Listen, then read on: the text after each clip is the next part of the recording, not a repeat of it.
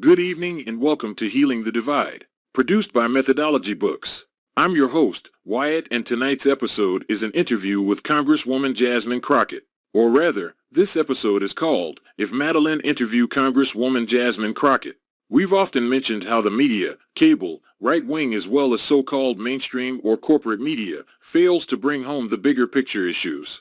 So in tonight's episode, we want to give a presentation of how it would be if Methodology Books sponsored an interview with Congresswoman Jasmine Crockett, which was conducted by our very capable Madeline.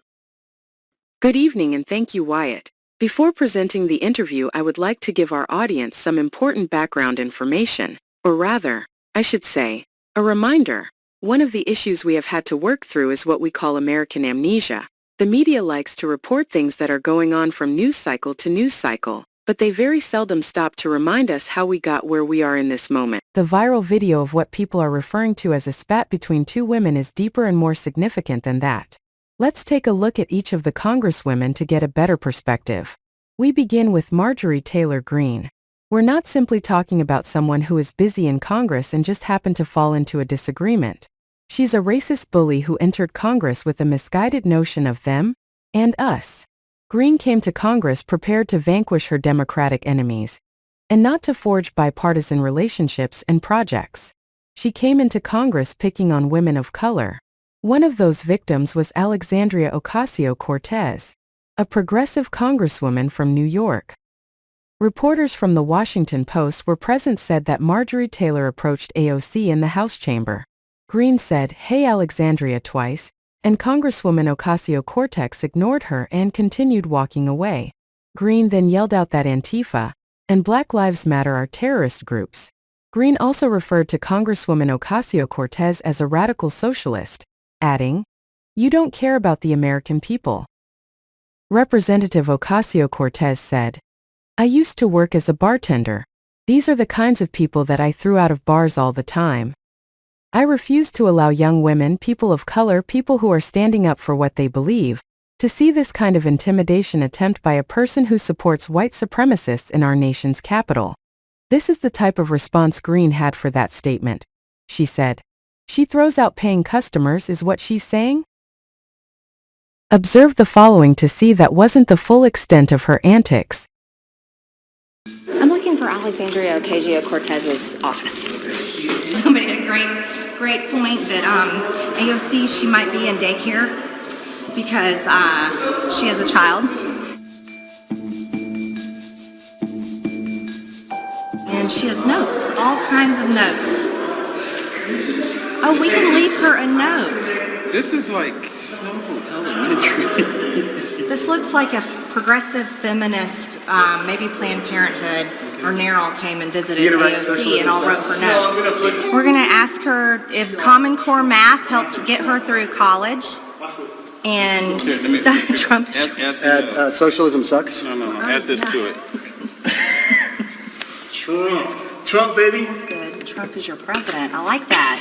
Smiley face. Smile. Trump is your president. Yeah, I know. Message to them right there. A traitor. They locked the door. Wait, what? Excuse me, I'm an American citizen. I pay taxes. I'd like to speak to. They locked the door. Speak to someone in Congress. Hello? They talk too. Hang on. Oh my gosh. Hello? It seems only fitting that the bully would be associated with male punks and cowards. Wyatt, it's okay. Okay. Sorry, Madeline. But this is exactly what we're talking about. Bullies. The author of the book, The Two Dimmest Bulbs, said that since she is as dumb as a bag of rocks, the section where she was speaking into AOC's door through a flap should be depicted with the avatar of a rock. So here it is. Alexandria Ocasio-Cortez, I'm an American citizen. I pay your salary through the taxes that you collect from me through the IRS because I'm a tax-paying citizen of the United States. I'm a woman, I'm a female business owner, and I'm proud to be an American woman. And I do not support your socialist policies, and I do not support your murderous abortion policies. As a mother of 3 children, I'm appalled at New York's law for abortion, and it needs to end, and it needs to stop now. You're bringing God's judgment on our country, and I'm against it, as well as my friends. So you need to stop being a baby and stop locking your door and come out and face the American citizens that you serve. If you want to be a big girl, you need to get rid of your diaper and come out and be able to talk to the American citizens instead of us having to use a little flap. Marjorie Taylor Greene's antics are spilling out and causing problems here on Capitol Hill. Take a look at this video that Greene posted today on her Twitter feed from the day of the impeachment vote. Criminals. You know what? Yeah, don't yell at people. Stop being a hypocrite.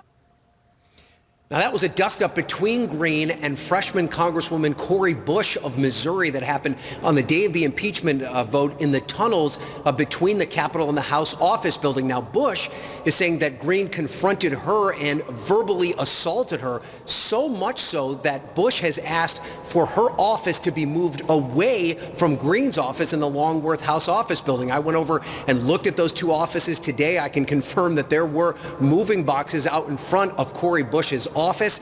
Now, Greene pushing back, saying that it was Bush that started this altercation. But Wolf, it's just an indication of how this has become a big distraction for all the work that needs to be done here on Capitol Hill.